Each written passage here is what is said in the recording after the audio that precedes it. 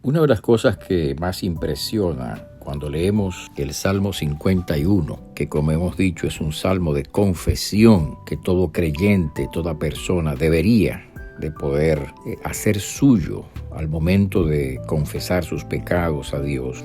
Una de las cosas, repito, que más impresiona cuando leemos este salmo es la manera como el salmista David trata el tema del pecado en la vida de la persona. Lo que David dice acerca del pecado. Cuando leemos el Salmo 51, los primeros 2 versículos dicen: Ten piedad de mí, oh Dios, conforme a tu misericordia, conforme a la multitud de tus piedades. Borra mis rebeliones, lávame más y más de mi maldad y límpiame de mi pecado. El salmista no economiza palabras para referirse a la desobediencia humana.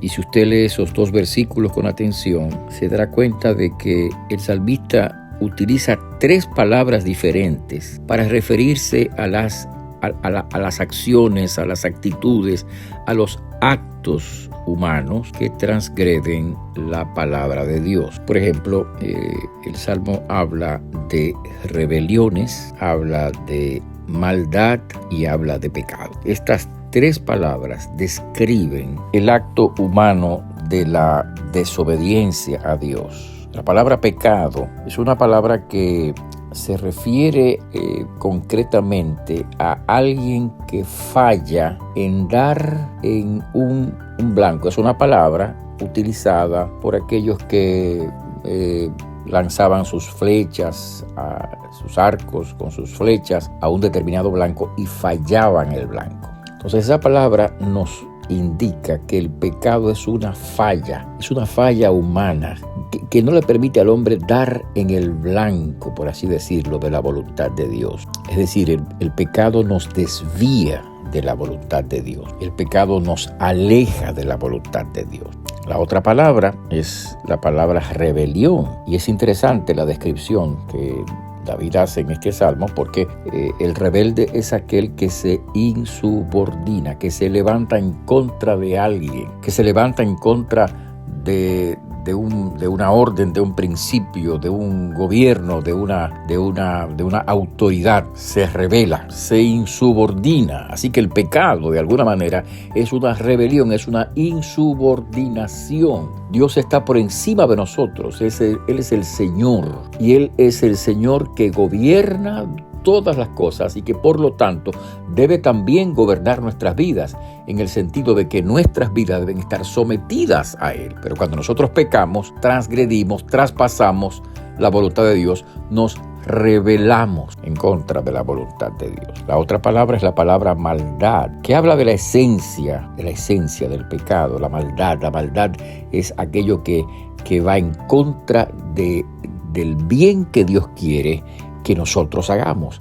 El mal es aquello que va en contra de la palabra y la voluntad, de los propósitos de Dios. Así que cuando David empieza este salmo de confesión, él utiliza estos 3 términos para describir lo que son las acciones, actitudes, comportamientos humanos que van en contra de la voluntad de Dios. Y la verdad es que cada uno de nosotros necesitamos reconocer nuestras propias rebeliones, nuestras propias maldades y nuestros propios pecados. Y por lo tanto, necesitamos acudir al Señor, haciendo lo que David hizo, pidiendo que Dios tenga piedad de nosotros, que Dios borre nuestras rebeliones, como cuando escribimos algo y ese algo sale mal y usamos una borra para borrar eso. Le pedimos a Dios, y eso es lo que el salmista dice aquí, que borre, que ya no esté ahí nuestro pecado delante de la presencia de Dios, que nos lave y que nos limpie, porque el pecado es una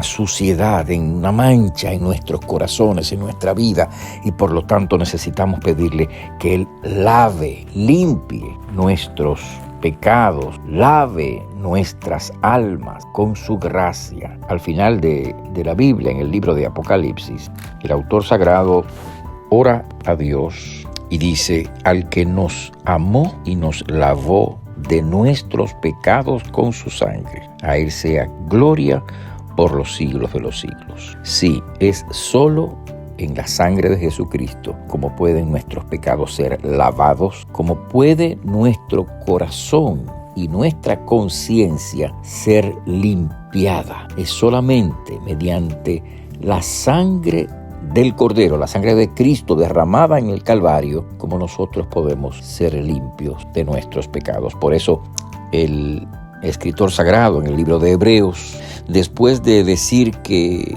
los sacrificios que hacían los judíos de machos cabríos, de becerras, o corderos, si esas cosas purificaban, dice entonces el autor sagrado, cuánto más la sangre de Cristo, el cual mediante el Espíritu eterno se ofreció a sí mismo sin mancha a Dios, limpiará vuestras conciencias de obras muertas para que sirváis al Dios vivo. Solo la sangre de Cristo puede limpiar nuestra conciencia, lavarnos de nuestros pecados y presentarnos aceptables delante de Dios. Así que en el día de hoy, qué bueno es que cada uno de nosotros ore a Dios con las palabras del salmista. Ten piedad de mí, oh Dios, conforme a tu misericordia, conforme a la multitud de tus piedades. Borra mis rebeliones, lávame y límpiame de mi maldad. Que así sea, que Dios te conceda esa gracia, que sin esa gracia puedas vivir una vida nueva delante del Señor.